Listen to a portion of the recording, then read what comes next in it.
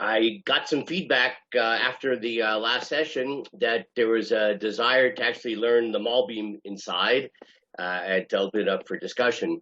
So that's what we're going to do today. So this is kind of like a follow-up and tying up loose ends from the topic we've been discussing. So let's just do a very quick review of what we're talking about. So we're trying to understand the perhaps the four most difficult psukim in the entire Torah, which describe the Bnei HaElohim, sons of God, gods, whatever that means, who saw these Benot Adam, these daughters of man, whatever they are, and they're very attractive, and they decided to take them for wives or rape them. It's not clear exactly what. And they were born from these unions, these giants, and God said that their flesh, I'm trying to translate this in a way that doesn't prejudice the understanding. God says they saw their flesh and that their lives will be 120 years. Or I'm going to wait 120 years. Every phrase is difficult in this particular passage. In any case, Bruce, you're going to say something? Okay, so we saw that there are three basic approaches to this very difficult passage in the Torah. The first approach is the approach that Rashi takes, which is based on the approach of Rabbi Shimon Bar Yochai in the Midrash Rabbah. And Rabbi Shimon Bar Yochai says that this term Bnei HaElohim, the sons of God or gods, in fact, does not mean the sons of God or gods. It means the aristocracy, the powerful members of society. And these powerful members of society saw these good-looking women, and they decided they're going to have them for themselves no matter what state the women were in. They could be married, they could not be married, it could be by force, it could be by consent, it didn't really matter. And God then looks at this situation and says, I'm sick of this. This planet is completely immoral, as these horrible men are using their power to coerce women of any marital state into sexual relations, and he decides to destroy the earth. Now, I should mention, of course, that this passage, these four psukim, are preceded by two genealogical lists. One genealogical list that lists the descendants of Cain, and one genealogical list that lists the descendants of Shet. So according to Rashi, the story of these four psukim is really not so much connected to the genealogical lists, but rather it's there to explain why God decided to destroy the earth, okay, because of sexual immorality. Fine, that's the approach of Rashi, but it's Rabbi Shimon Bar Yochai. Now, Rabbi Shimon Bar Yochai in the Midrash offers that explanation, and he also says, cursed be anybody who thinks that Bnei Elohim means sons of gods rather than powerful people. So right away, when you see a statement like that in the Midrash, your antennas should go up and say, uh-oh, there must have been some idea going around in the Second Temple time in which people thought that these are deities, and that's a terrible way to understand the passage in the Torah. So we just might keep our eyes open for such an interpretation that these are some kind of deities. Okay, that was the first approach. Second approach was the approach that we saw expressed by Rav Hirsch. And Rav Hirsch says this passage is totally connected to the genealogical lists. That we have the descendants of Cain, that list, the descendants of Shet, that list. Now bear in mind that the planet is saved in the face of the threat of global warming by a descendant of Shet, Noah. Noah comes from Shet. So what was the terrible sin that happened? So Rav Hirsch is able to connect both the genealogical lists and the story of the flood. That's kind of a neat thing. And he says the following, that there are two races in the world. There's the race of Cain and the race of Seth. And the race of Cain is bad seed. If you do a Google search on this, you'll find all kinds of Christian websites. Really amazing. There's so much stuff out there that there's a conception of the bad seed So Cain, which has bad DNA, and Seth, which has good DNA, the problem is that they should have kept the races apart, racial apartheid. But the sons of Seth couldn't control themselves because these daughters of Cain may have had very bad DNA, but they looked pretty attractive, maybe even because of that. And as a result of that, the DNA purity, the racial purity of the sons of Seth was polluted by the impure admixture of the DNA of the sons of Cain. And as a result of that, society loses its moral fiber, and we then get to the flood story because everything falls apart. So Hirsch obviously has its advantages in seeing how the story is connected to what came below it. So just hang on a second. It also has the advantage of, we're not talking about divine beings. Of course, 19th century German rabbi talking about racial purity and that the races shouldn't mix and things like that. It's a little disturbing in light of something that Hirsch didn't live to see, and that is, of course, the Holocaust, which is built upon these racial theories. And we also have to appreciate that racial theories in 19th century Germany, that was considered to be scientific. In other words, the Nazi movement built upon racial theories which were not identical with Nazism, but it was a convenient theory for Nazism to be built upon. But that's certainly, from our perspective, historical perspective, Hirsch's approach is rather disturbing. So that's the second approach. Now, the third approach was the approach that is the approach that Rabbi Shimon Bar Yochai said, anybody who says it is cursed. So we're going to say it just theoretically. We don't believe in this because we don't want to be cursed by Rabbi Shimon Bar Yochai. But that approach, which it turns out is well entrenched in Second Temple literature, books of the Jews, which were not incorporated into the canon, like the Book of Jubilees, for instance, happens to be one of the prime examples of this, that says these Bnei Elohim are in fact deities. They're deities. And that they intermingled with human beings, these human women. And as a result of that union between these deities, or these supernatural creatures, let's call them, supernatural creatures, and human women, that these mighty men, heroic figures were born. And so it's fascinating that when Rabbi Shimon Bar Yochai said, anybody who says this is cursed, that for sure alerts us to the fact that these ideas were circulating. They definitely were circulating. And I think we can appreciate the problematic implications of such a notion of these divine beings, these demigods that are copulating with women and producing these giants. That's an idea which we found. We saw this, Hercules and Gilgamesh. So Hercules in terms of the Greek and Roman mythology, and more east, Gilgamesh, these personalities are all the products of gods mating with human beings. This is a almost universal pagan myth, and to suggest that somehow the Torah is adopting this pagan mythological story is rather disturbing, besides the fact that not just being a pagan myth, but maybe it's pagan, right? Once you start saying they're these deities, fallen angels, Nephilim, fallen angels, some kind of deities which have some kind of autonomous power that they can rebel against God and do something they're not supposed to do, that's Jewish.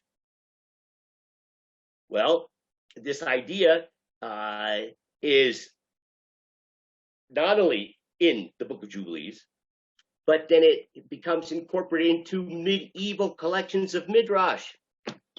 Like we saw Pirkei de Rabbi Eliezer. Pirkei de Rabbi Eliezer is like Midrash Rabbah. Like nowadays, a rabbi wants to look up Midrash and quote Midrash in a sermon. Pirkei de Rabbi Eliezer is kosher. It's orthodox, right? Yet it lock, stock, and barrel incorporates this material from Second Temple literature, which is problematic, to say the least. So that's the third approach. Now, Yeah, please. You actually believe it that there were some people that angels and so on made with women? I mean, it doesn't make any sense. I'm glad to hear that. You're a good Jew in my book. Thank you. You made my day. Thank you. But apparently a lot of people believe it. And if you learn Pirkei Rabbi Eliezer, which is a well-known collection of midrash, and if you take it literally, then apparently some, I suppose, good Jews think that that's what happened. There's these angels that rebelled against God and mated with beautiful humans. Matter of fact, did I ever tell you about my parents? I'm just joking. So somebody else had a question. So Yeah. you were talking about racial theory, which of course was much more than Nazis. It was very prevalent in the 19th century. Is there a Jewish explanation for the at least three races? Black, yellow, and white. I mean, is there at least some scientific something in Judaism that might explain the three separate races? Number one, and number two, rather than getting involved with these fallen deities, which presents pagan influences. There's a very famous Christian theologian, and many that followed him, and who was burnt at the stake for suggesting that whatever came down, which is a worldwide myth, as we call a myth, is not deities. They're just something not of earth, perfectly natural. That we don't explain well today. It's more popular, but it wasn't so popular at the time, and the Christian who suggested they burned up at the stake for such a thought. Is there anything in Judaism that might suggest non-deities, perfectly natural, just not from here? Okay. So you asked two questions. One question is. I have another question. Another question. Wait. You want to add to Bruce's question? I want to know. Ask you a question. In other words, same similar thing. Was this a one-time occurrence, all these things, or it's a continuing cycle that happened more than this one story? Oh, okay. So here we have three questions. Okay, so the first question is there such a notion of racial theory in Judaism? Let's say before Rav Hirsch, we have classical sources. So that's a whole topic that would be really interesting. And it has a lot to do, for instance, with Shem, Ham, and Yefet, right? That Noah has these three sons, and understanding what peoples were founded by these three sons. And so there is such a thing, but that would be a whole shiur. So the second question is, are these beings, these Bnei Elohim, could we say that they are natural? They're not gods, but they're not of this earth. So it becomes a rather hard to define spectrum, moving from human beings to God, and something in the middle where they're not of this earth, but they're not God. So now, if you look in Pirkei Rabbi Eliezer, it certainly doesn't say that there's like an antichrist. There's like a devil that's like God has to battle with, and nothing theological. No theology involved whatsoever.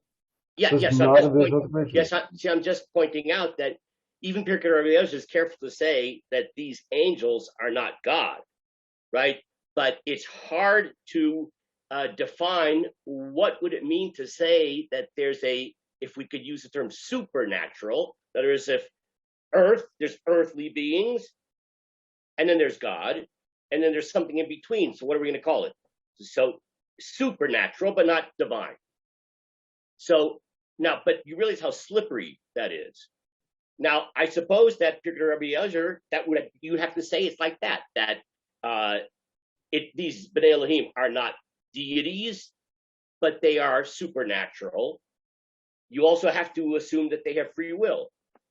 So I would say, I'm not going to say somebody's going to lose their place in the world to come because they believe Pirkei Rabbi Eliezer. Though maybe Shimon Bar Yochai would say they've lost their place in the world to come. But I would say you're opening up a Pandora's box with a terrible slippery slope. Because once you suggest that the gap between human beings and God is not as great as we thought, because there's actually things that are in the middle. No, Like but why describe it like that? Why the well, I'm Christian not sure referring what to the the choice state is, because was they're just not of this earth. they're just What do you mean they're not? they're just civilizations out in other worlds, and they just came here. They're nothing to You do mean with they're the like they're Martians? well from somewhere else, something out of this earth. Huh? Why Okay. introduce the theological? There's God, there's humans, and something in between. Nothing to do with religion. Nothing So to do wait a with second. godly, supernatural. Just You're talking about aliens again, something right? out of this Yeah. earth. I mean, you just mentioned the whole world has these mythologies. They Yeah. didn't make them up. You know, they're not writing. Yeah. They're writing what as they see it. Whatever they see, they're trying to describe. Yeah. Okay. So again, I actually think it's almost inevitable. Let's say that there is these superior creatures, aliens. Thank you, Danny. That's a good aliens. They come and they're actually stronger than human beings, but they're natural, right? And they came to Earth in these very advanced spacecraft, these UFOs, and they mated with human beings. So is that theologically problematic? Right. I mean, it's not so far fetched today in our Okay, so I modern would age. say Don't go down there, Bruce. Far-fetched is not as Okay. irrelevant. Not so far fetched. Not so far. Okay. It's irrelevant. Otherwise, hang you have on. to explain these mythologies in some theological way, which is more Okay, complicated. I can explain it. I think I can explain it. Okay, but not your explanation, and I'll address that in a second. So I would just say the following: I think it's axiomatic that human beings are unique, right? This notion that the human being, if we look at the creation story is trying to tell us something about that human beings are different than all the other natural world. On Earth. On Earth.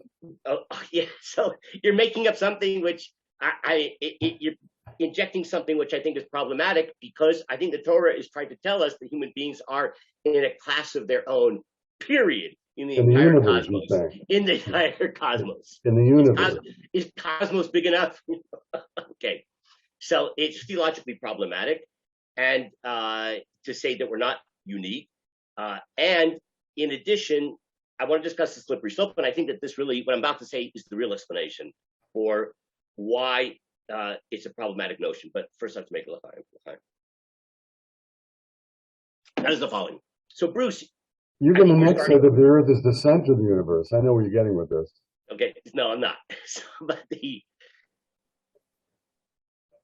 your suggestion, I think, is based upon the premise: if something is such a cultural universal, then it would be more reasonable to think that there was some kind of universal experience that was interpreted in a certain specific way.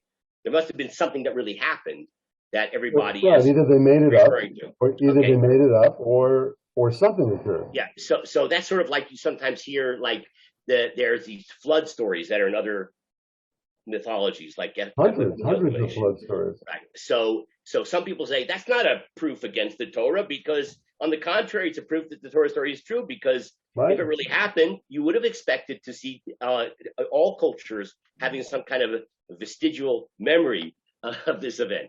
Okay, so I understand what you're saying, but I think there's a more compelling explanation. That is the following: the great challenge of this will lead us to Kasuto, which will lead us to Malvi.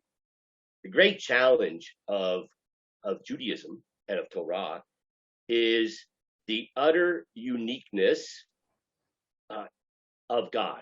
And that is, he's not just the strongest among the gods, but he's utterly unlike, utterly detached from the natural world. God is not part of the natural world.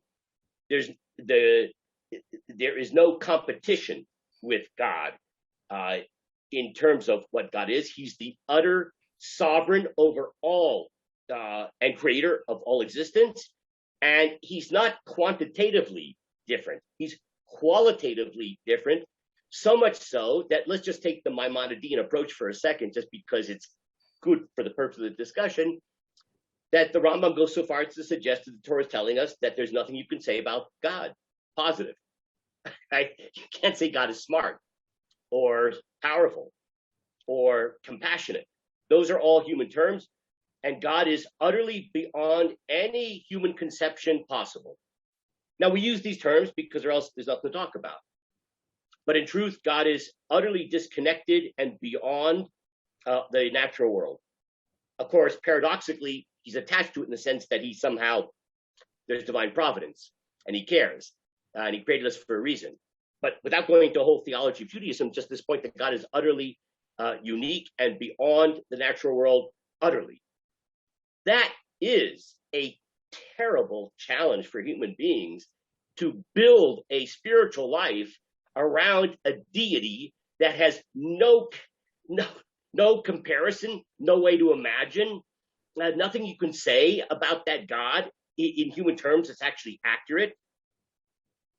That leaves us utterly orphaned as human beings. I want a God that I can relate to. I want a God that I can ask for a Mercedes-Benz,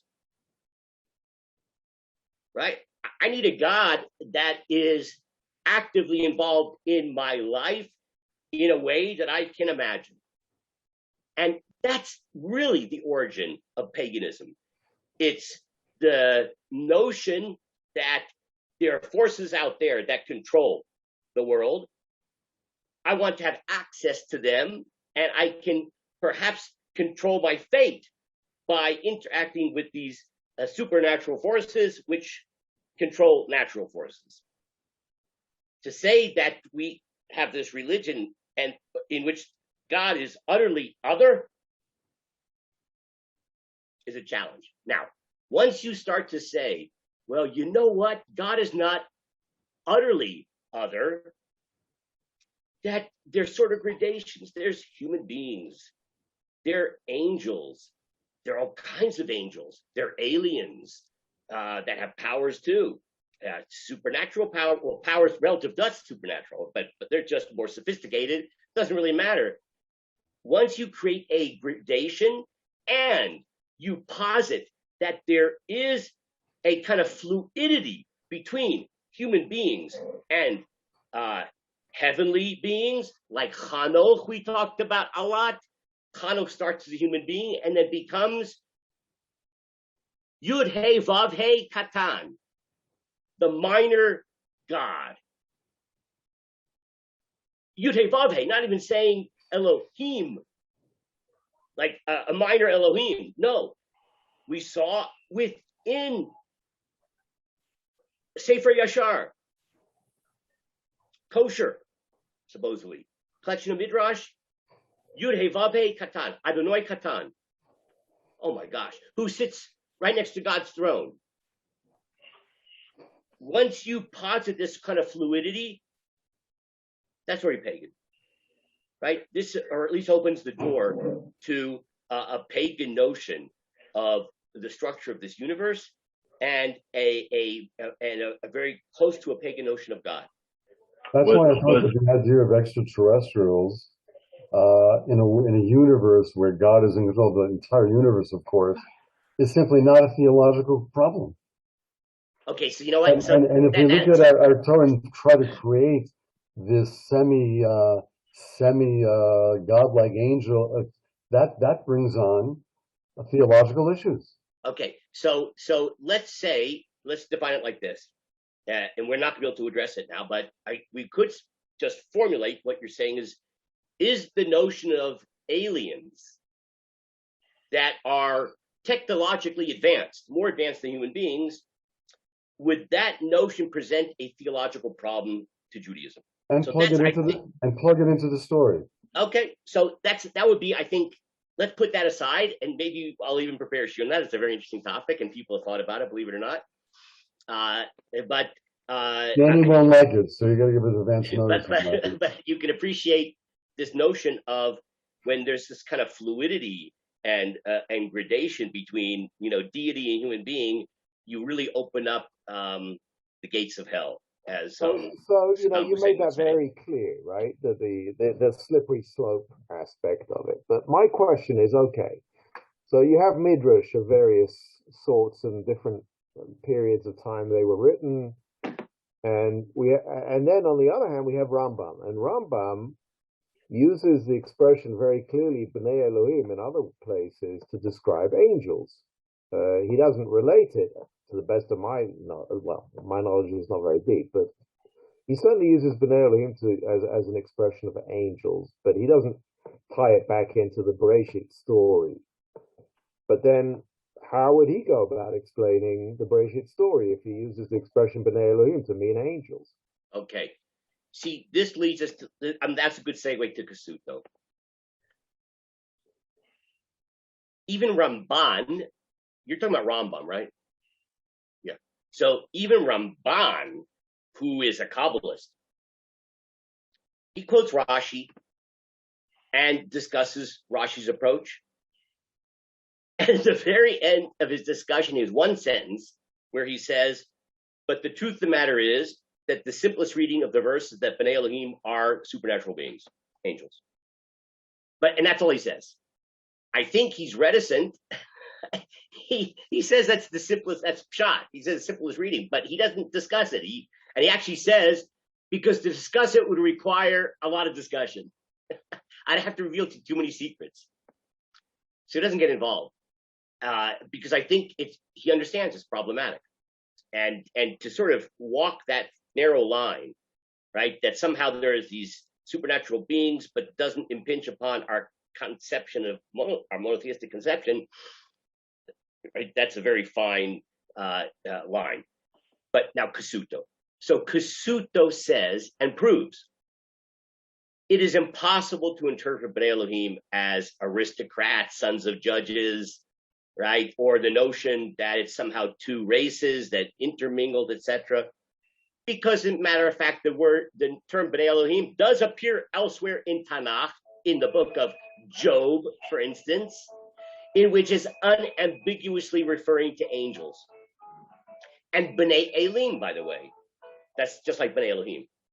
Elim and Elohim are essentially synonyms. That's in Tehillim all over the place. It means angels. So Kasuto says there's no doubt that it's referring to angels. And Kasuto says that it is echoing beyond a shadow of a doubt pagan mythology. Well, where does that leave us?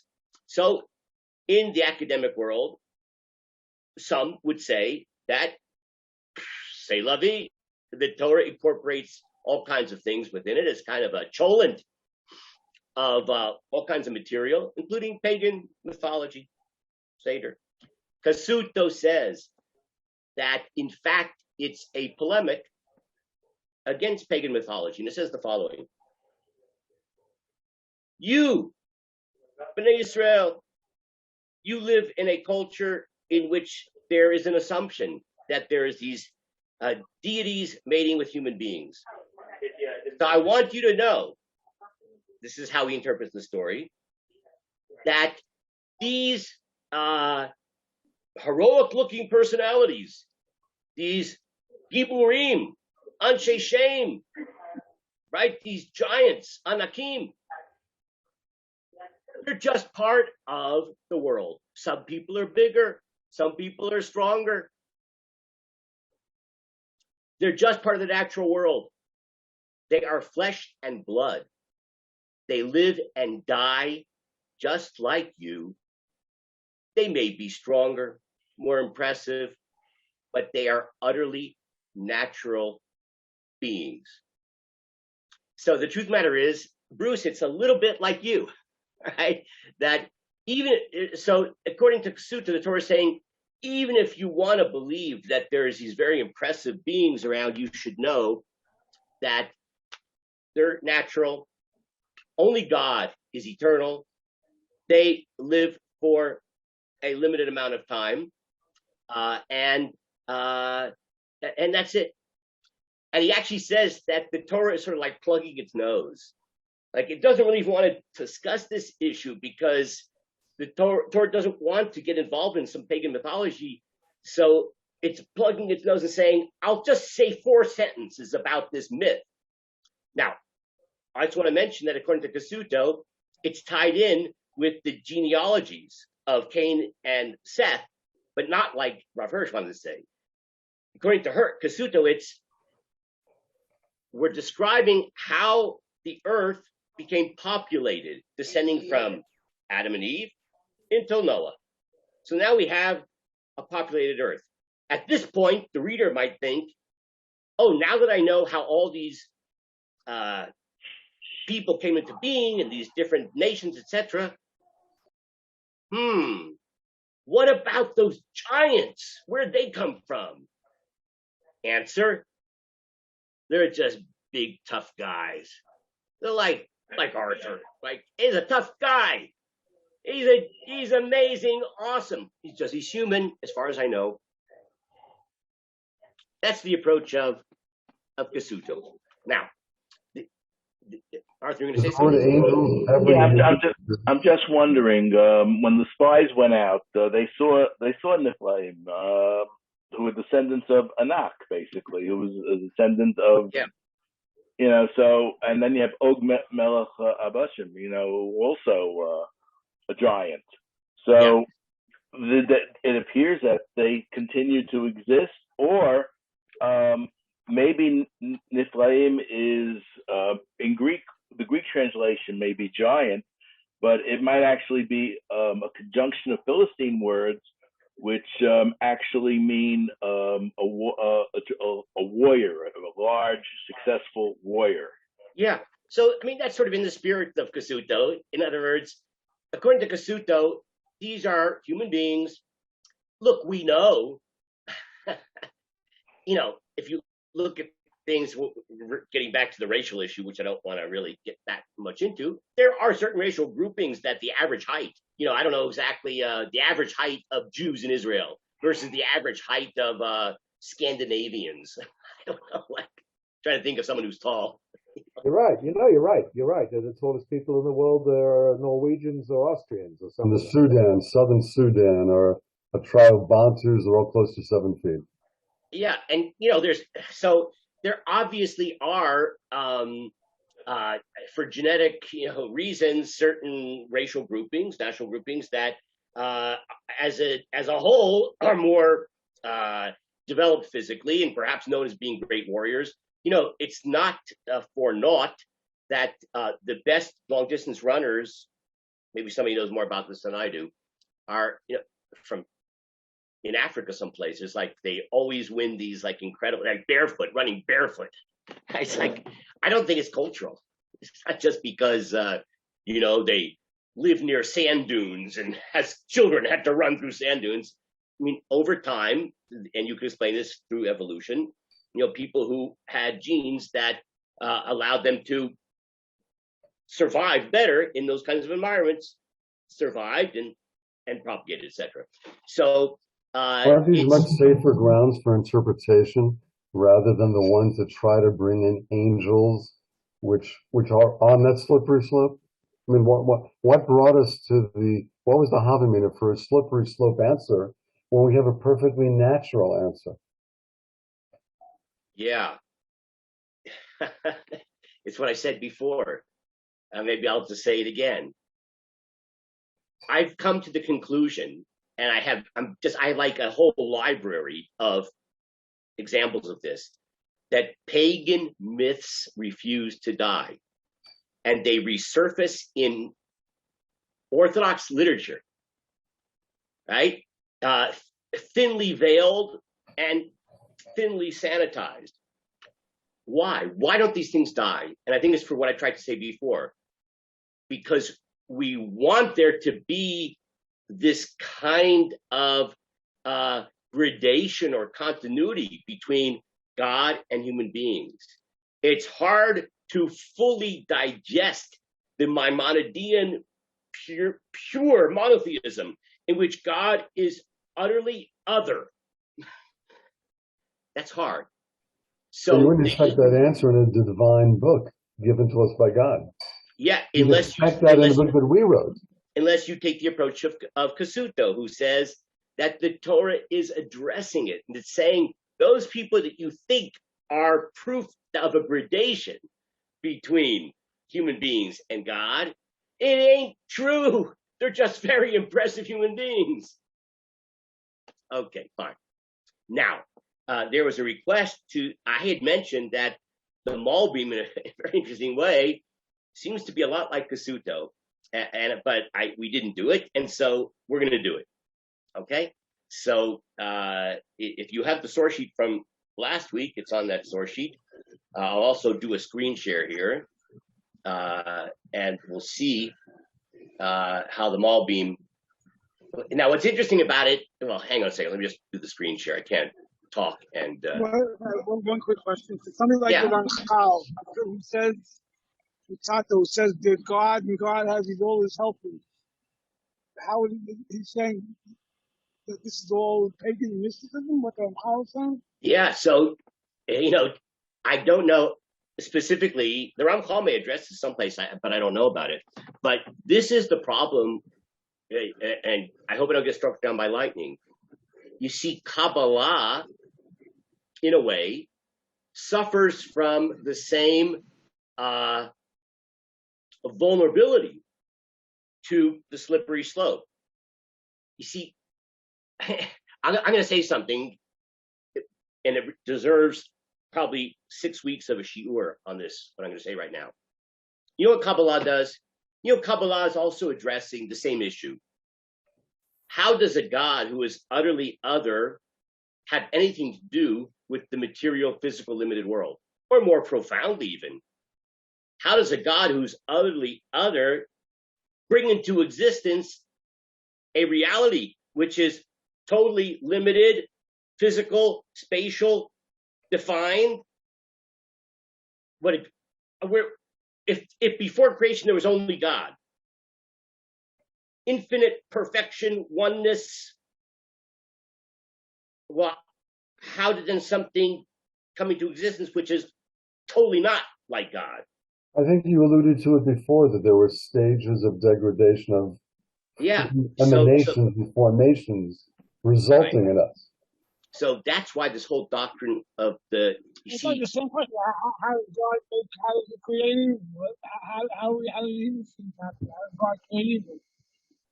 Ooh, that was a little hard to hear. Yeah. So let me just. How does God create evil? Yeah. Oh, good. That's even worse. You're 100% right. You're right. It's really the same question. Just because it implies that God removed himself. What does that mean? So you have this idea of Tzimtzum, like God went on a diet, sucked himself in so that there'd be room for something which is not God. But then, and even evil. But then if you say that means that God has limited himself. Limited and God are not notions that can coexist. Right? So this is a terrible problem. So Kabbalah solves it by saying, doesn't really solve it. It says, well, there's God in his infinite essence. That's Ein Sof. Infinite. Ein Sof, the infinite one. Now, after Ein Sof, the infinite one, there's something called Or Ein Sof, the light, which is emerging from Ein Sof. So there's some kind of notion that from the unknowable, unlimited, undefinable, Maimonidean almost conception of God, there's a kind of creative force which radiates from that, called Or Ein Sof, the light of the Ein Sof, and then that goes through all these sphirot, right? And the sphirot are kind of this light being filtered and differentiated and condensed, etc., through four worlds, Atzilut, Bria, Yetzirah, Asiyah, until you finally get down to a magnificent species of a human being, like Denny Chesterman. But you missed something. You missed the step. You missed the step. That's very important. God also created in the second day, or maybe even the first day, I'm not sure exactly, probably the second day, angels. So what was that all about? Doesn't Hashem have full power to do everything, anytime, totally control of everything at any moment? Right. So that's what I'm trying to say, is that the Kabbalah is also creating a kind of slope or gradation. Instead of saying there's a radical gap, there's God and there's the natural world. And God is utterly other. So all of these things, whether it's a pagan approach or lahavdil, a kind of mythological Jewish approach, like Kabbalah, or like angels or Hanoch, beings that are human but deities, semi-deities, right? These are all ways of trying to close the gap between God and man. And it's a problem. So either we live with the just saying some things I can't understand, and God is utterly other, and I accept that as a reality. And paradoxically, that utterly other also is involved in my life. Don't ask me how. Okay, so that's one approach. And I think that's a very pure approach. But the other approach is to create this kind of ladder, with us on the bottom and God on the top, and then angels, demigods, the Sphirot, right? But that's why these myths don't die, because they're speaking to a very deep spiritual need of human beings. Now, let's take a look at the Malbim. Now, I'll tell you why the Malbim I think is fascinating, because Kasuto is an academic, right? So the fact that he is well aware of pagan mythology and very much uses all the tools of the academic approach towards the Torah that were available in his lifetime. So it shouldn't surprise us. But Malbim is a Russian rabbi. So it's interesting to see how admitting that this sounds like a pagan myth somehow and then processing that knowledge in a kind of very much more orthodox fashion. It's interesting to see how he does that. I should point out that the Malbim, one of the reasons the Malbim wrote his commentary on Tanakh is because he was responding polemically to the delegitimization of Torah Sheba'al Peh, right? Which is standard fare to say, well, there's rabbinic Judaism, Talmudic Judaism, it's kind of an invention. It really has very little to do with the intent of the Torah itself. And, the rabbis in the Talmud made up Judaism, so we can make up Judaism too, etc. So the fact that the Malbim is coming from a reactionary point of view, I mean reactionary in a pejorative sense, but he's responding to threats to orthodoxy, makes it particularly interesting how he addresses these four psukim with full awareness that this sounds a heck of a lot like pagan myth. By the way, I Googled him and he came from Ukraine, so he's used to being on the defense. Because of Russia. Okay, so let's take a look at just the last paragraph here. Did you see it? Did it come up on the screen? Is my screen share working? Yes. Okay. We're Medalid, not Neflim. Yeah. Okay. It's just in Hebrew, so sorry. You just have to listen to the translation. Ata yifaresh mashe katuv v'yiru b'nei Elohim b'not Adam. So now we're going to explain this verse. Who are these b'nei Elohim? Seeing the b'not Adam. Now, in the above passages, he actually goes through the psukim one by one, and now he's kind of like summarizing his general approach. Mi hayu b'nei Elohim. Who were these b'nei Elohim? And Eila Shamru Shehem B'nei Elohim V'naflu Mishamayim. They are those who said that they are deities and fell from the heavens. V'hagadot Keila Hayu B'yamim Eila V'gam Acharechein. This mythology was around in those days. Well, you just translated B'nei Elohim as deities, as opposed to judges. So Hagadot Keila, right? These stories like these. He means mythology. He actually going to use the word mythology. You'll see the word mythology. Fables. Yeah, fables. These fables were around back then and also afterwards. It's well known that in all the stories of ancient peoples, Yisapru Shibi Mekedem Malchu Almanidatam B'nei Elohim, that they relate that in ancient times that they're ruled over their countries, these deities, Sheba'u Mishamayim, that came down to heaven, El Haaretz, to the land, Umalchu Aleha, and then ruled over that particular land. V'nasu Nashim Mibot Adam, and they married human beings. Umehem Amdu Giburim V'adirim Sarim Umoshlim, and from them was born all of these like mighty people like Hercules. Kamoshe Yimtzach Korei B'Sipurei Hadorot Sherishit Sipurei Mamlechet Mizraim.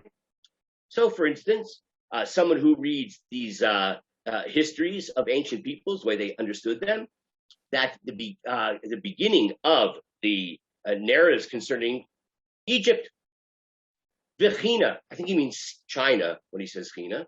I think maybe India. I'm not sure. Whatever. I tried to look it up, but I couldn't find it.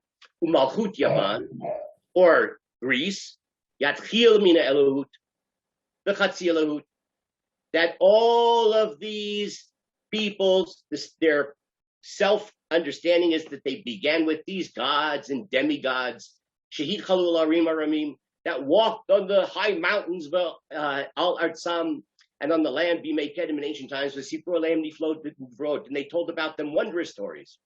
They made out of them gods. And they established all kinds of altars.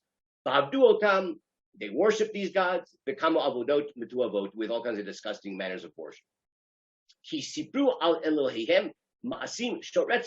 And they told about these gods, about how they kill each other, they commit adultery, See, these human beings, I mean, these gods, and everybody who knows a little Greek mythology knows, they act pretty human. Very human. The worst traits of human beings. This is, by the way, I don't want to get into it right now, but this is part of the moral problem of paganism. Because if paganism, like God is so jealous, like if you believe in other gods, he gets angry, like he has such an ego. It's because when pagan mythology ultimately makes gods in the image of man. Our God, to be fair, is a very jealous God. Yeah, but these gods, and again, I shouldn't even go into it. They become very human, and then that becomes a credible lowering of the bar of what it means to be a moral human being. Why should it be more moral than the gods? You think our Torah would not anthropomorphize our own God in being angry, jealous? We a lot of these man-made feelings to God. That's a good question. Why does he use that term? But put it aside. In any case, they served these gods. And this whole type of pagan culture existed until the middle of the Roman Empire. All the more so during the time of Moshe.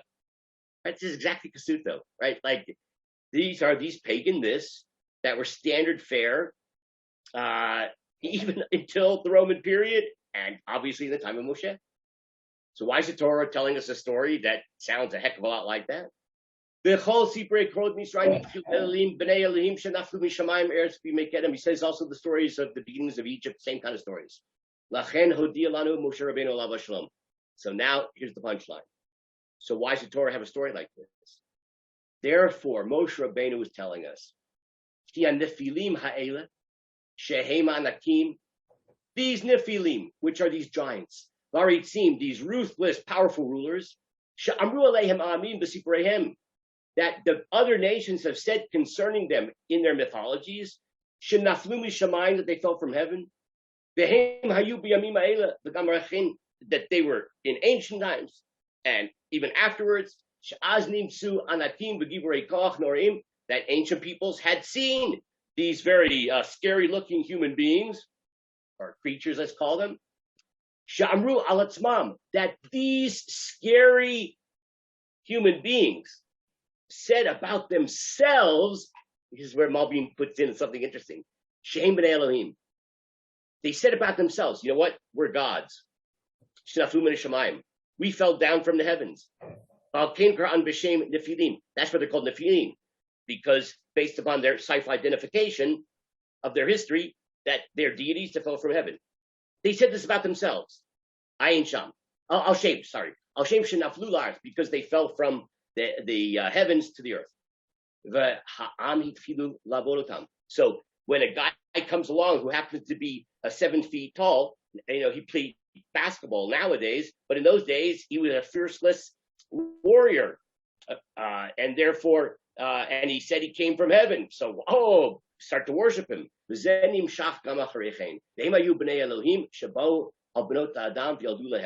And then these are the same creatures that decided, since they're big, tough human beings, that they're going to take any woman that they want to and have children, and their children are also kind of big and strong like them. And then people thought that their children must be, if the father's a god, the kid must be a god too. But you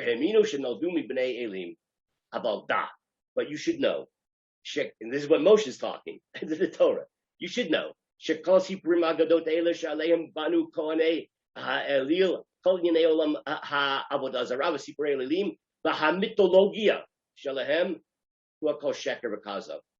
You should know all of these stories in pagan mythology. It's all humbug. It's all lies and deceit. Hayaselo Adam Elohim, Vehemo lo Elohim. A man make himself into a deity, and he's not a deity. It's just that they're big, tough dudes. That any tough dude in those days, anybody who was very impressive, whether because he's super smart or because he's super strong, people would just say he's a god. As a matter of fact, according to the Malbim, they themselves would say I'm a god because look how tough I am. And they would say that they fell from heaven by you, and they tell about themselves all kinds of wondrous junk. Because when did this all begin? It's already from the flood and on. This is the beginning of the terrible corruption of humanity, and of idolatry, false beliefs. That's why God said, you think that these are deities? I'm going to show you they're not. And I'm going to make their lifespan gradually shrink until they're 120. Shiruki Adam Hema, so the people should see these are mortals. Ubnei Tmuta, they're mortal. They don't live forever. They're not gods. Okay, so that's the Malbim. So let's just review what he just said. He says, like Kasuto, this is the response to pagan mythology. Now, he has a little twist here because he understands it that these powerful people, big, strong people, self-identified as gods. Right? I'm a god. Better believe it. And people were willing to believe it. And so therefore, the Torah, or actually God, decided to prove to everybody that you think they're supernatural. They're not. They're totally mortal. They're just big and strong. And that's why that about 120, making them live for 120 years, that's to show you that they may be big and strong and impressive, but they're mortals just like you. And I'm in a class of my own, God. So, yeah, it sounds a lot like Kasuto. And interestingly enough, they don't overlap. Not really. I think it's a much more satisfying explanation because you're left with Kasuto at the end, very dissatisfied on it from a Jewish point of view, meaning, okay, he's explained that the Torah is repeating some ancient fable that was widespread, but he doesn't give a great reason why the Torah would include it and in the story, in the narrative, and Malbim's giving a very good reason to seg into the story of the Mabul, which is absolutely fine. Yeah, So now Kasuto does explain, I mean, you may not be convinced, that it's in the Torah not as a prelude to the flood, but as a postscript to the population of the earth, right? You did two genealogical lists, and then the reader might say, well, where do those big giants come from? Oh, because I've heard stories that they're really these angels or whatever, right?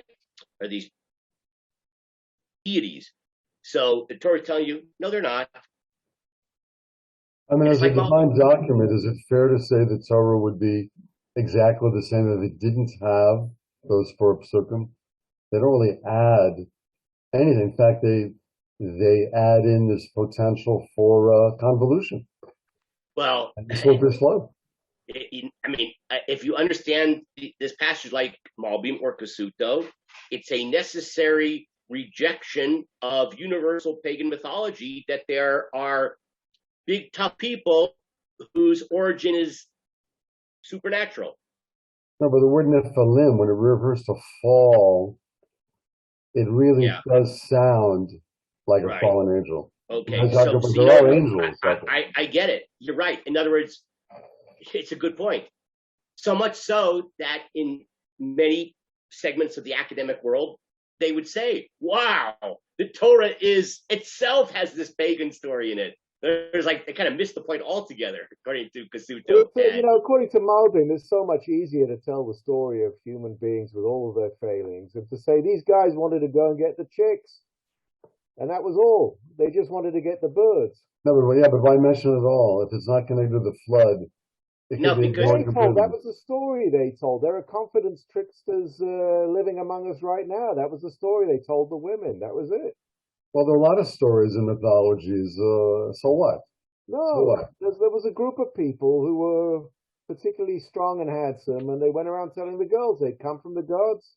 Yeah, and by the way, it's interesting. The Malbim, you notice how he incorporates a certain aspect of Rashi, right? Because Danny, I'm glad you mentioned that because, and I didn't put the emphasis on that. That in the previous Malbim, which I didn't read, where he goes through the Psukim, he makes his point more clear that they used this, they invented this mythology in order to then use it to seduce women. Like, hey, you want to go? They go on to what's that? What they call that dating app? Tinder. They go onto Tinder and they write back. My name is Seymour Bernstein, but you should know that I actually fell from heaven and I'm a god. And look at this picture of me. What a stud I am. And I'm going to give you a heavenly experience. This is very descending of. Very. I just want to point out something. I like him. Glad you focused that point. So it employs that element of Rashi, but then, unlike Rashi, says it incorporates this sort of supernatural element as a kind of projection of their power to then use it in a way which it exemplifies the moral corruption of using power against the powerless. But it does minimize the intellect of people, because it sounds nice for us to tell it that way. If anyone today would be 8 feet, would be very, very unusual, it is, yes. And he would say, from the gods, nobody would believe it. Over the weekend, Bruce, there were innumerable newspaper stories about an Israeli who has just, it turns out, I think he's just been arrested, right? He claimed to be Lev Levia's son. And yes, I read that. I read that. Right, he tricked both men and women. He didn't say he's from the gods. And it doesn't matter. Because anyone could make up who their father said. It's reasonable. But anyone today that said they're from the gods, nobody today would believe it. Why do we presume people believe it? You tell people culturally what they want to hear, and in those times, which we can't even perceive, I could perceive that in ancient times that was a good story. Well, we're making that up. I don't think we know that at all. It's easy to say that. It's an easy excuse to say, oh, they believed the Baba Meister, and that's why they told the story. Okay, so maybe we're gonna have to wind it up, but wind it down, I guess I should say. Bruce, your point. I think your point is that maybe this would have been meaningful 3,000 years ago. Not even that. to try to simplify it into a theological story, I think minimizes the intellect of people. Even then, they're not any dumber than we are, and we're pretty dumb today. We're pretty dumb today. Yeah, and people wouldn't fall for that today, and I don't think they would fall for that then. I'm not so big sure. Guy says I'm the son of a god. I mean, I'm not so sure. I don't know. I think if you look around at, I know Ephraim is a particularly enlightened place, but I just saw something. I think it was in the New York Times about QAnon. You just sit back and you say you're kidding. It's just very hard to understand. We're talking about millions of people. When you look at the planet as a whole, these stories don't die. And there is a certain attractiveness to this closing the gap between the divine and the human. No, but that's why I mentioned the flood stories of all over the world. It suggests there was a flood. You know what? I actually, maybe it's not the time to have this discussion, Bruce, but you seem to believe in aliens. Well, I believe that this is unreasonable to think, completely unreasonable. He can't give you a simple yes or no. The answer is they were the only intelligent creatures in the universe. It seems unreasonable. Almost like you'd have to have a religious agenda to suggest it. You'd have to be Christian to say the earth is the center of the universe. And that's why they took this Christian guy that suggested there's other worlds with other creatures and they burned him to death. It's against the church. Okay, so we'll but leave I don't think Judaism believes that. Yeah, it is.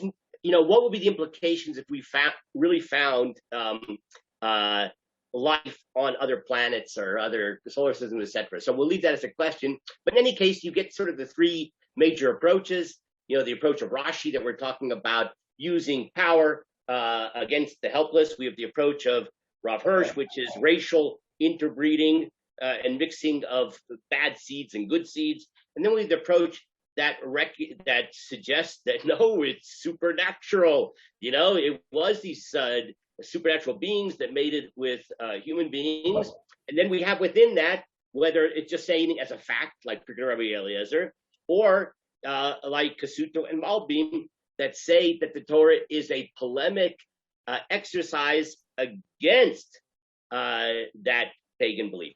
And with that, we'll have to stop. Would you believe that human life is the only intelligent life in this universe?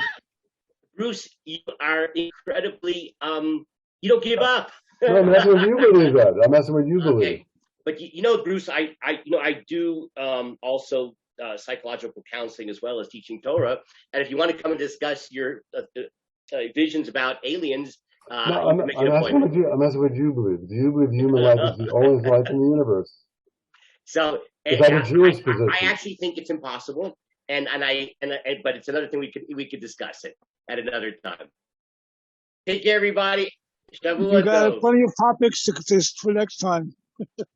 I do. I got it for the next 5 years.